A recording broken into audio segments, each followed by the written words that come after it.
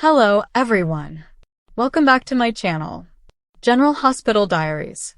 I hope everyone is having a wonderful day. Before starting the video, please subscribe and keep watching for more detailed videos.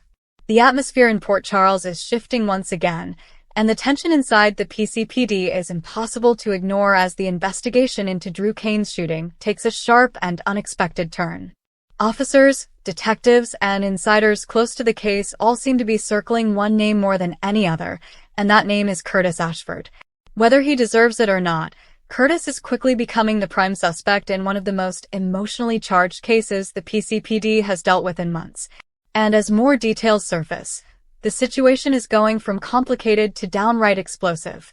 Word is spreading around town that investigators have uncovered new physical evidence tied to Drew's shooting, and even though nothing is officially confirmed, the rumors hint at something that places Curtis much closer to the crime scene than anyone previously believed.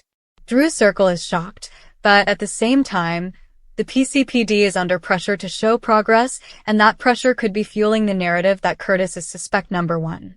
It wouldn't be the first time the department narrowed in on someone based on circumstantial evidence, and it likely won't be the last. But this case has layers that touch nearly every major player in Port Charles, making it far more sensitive and far more dangerous. Curtis has always been seen as a man of integrity, someone who tries to take the moral high ground even in the darkest situations. That's why the idea that he might somehow be connected to Drew's shooting is raising eyebrows across the community. Many don't believe it for a second. Others, however, are starting to ask questions.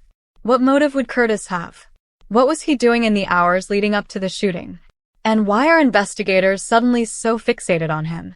Behind the scenes, sources close to the police station say that the PCPD has been reviewing surveillance footage, witness statements, and forensics. Something in that pile of evidence allegedly points in Curtis's direction. It might be a witness who thinks they saw him somewhere he shouldn't have been. It might be footage that captured a figure resembling him. Or it may be something found at or near the scene that shouldn't have had any connection to him at all. Of course, these are just the whispers traveling through the halls of Port Charles, but whispers like these tend to grow louder, and once they do, they're hard to silence. Meanwhile, Drew is still recovering, and his inner circle is demanding justice. His friends and family want answers, and they want them fast. But the closer the PCPD gets to naming Curtis as the leading suspect, the more conflict is brewing between the people who care about both men. This is creating a new emotional storm, because nobody wants to believe that Curtis could ever harm Drew, yet the investigation's momentum seems to be pushing the narrative in exactly that direction. Even Jordan, who knows Curtis better than almost anyone, is wrestling with the news. As a former police commissioner, she understands how investigations work. Evidence speaks louder than loyalty. But emotionally, this situation hits close to home. She knows Curtis's character, but she also knows that being innocent doesn't always protect someone from being railroaded by a case that's growing too fast and attracting too much attention. Jordan may find herself torn between supporting Curtis and making sure the case is handled by the book. And as the tension rises, her decisions could influence everything. Portia is also on edge, refusing to even entertain the idea that Curtis might somehow be involved. Her reaction is strong, emotional, and immediate. She doesn't want to hear rumors, theories, or suggestions that point in Curtis's direction. But that protective instinct could backfire if she pushes too hard against the investigation. The more Portia defends Curtis, the more the PCPD might feel pressured to keep him under the microscope. And the more the community speculates, the harder it becomes for Portia to stay composed. Then there's Sunny, who's always watching from the shadows, quietly analyzing every development. Sunny has deep respect for Curtis and sees him as an ally, not an enemy. But Sunny also understands how fast accusations can get out of hand, especially when emotions are high and law enforcement is desperate for someone to blame. Sunny may choose to step in to protect Curtis, to uncover the truth, or to prevent a good man from becoming collateral damage. And if Sunny senses corruption, shortcuts, or manipulated evidence, things could get messy fast. Sunny does not tolerate injustice, especially when it's aimed at someone loyal to him. As the case gains momentum, the PCPD is preparing to bring Curtis in for questioning again. This time, it won't be a casual conversation. It will be a formal, recorded session where every word he says is analyzed for inconsistencies.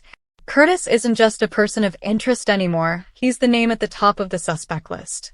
And once that label sticks, it's extremely difficult to shake. The truth is that someone wants the investigation focused on Curtis.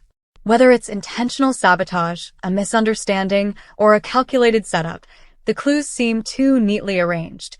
Curtis could be walking into a trap designed by someone with a hidden agenda.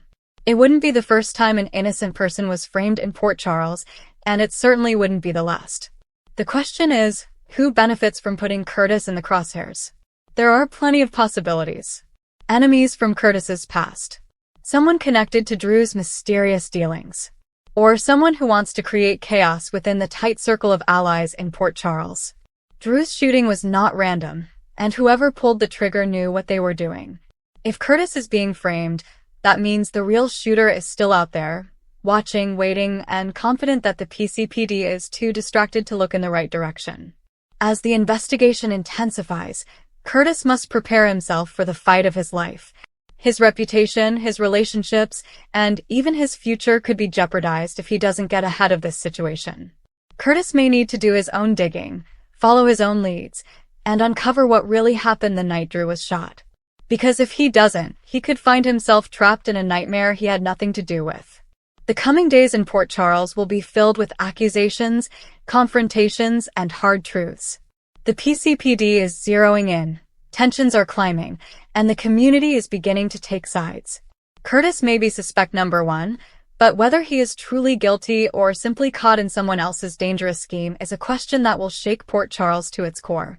And when the truth finally comes out, it may expose a hidden plot far more sinister than anyone imagined. Come back to our channel for all your updates. Thank you for watching. Please subscribe to my channel.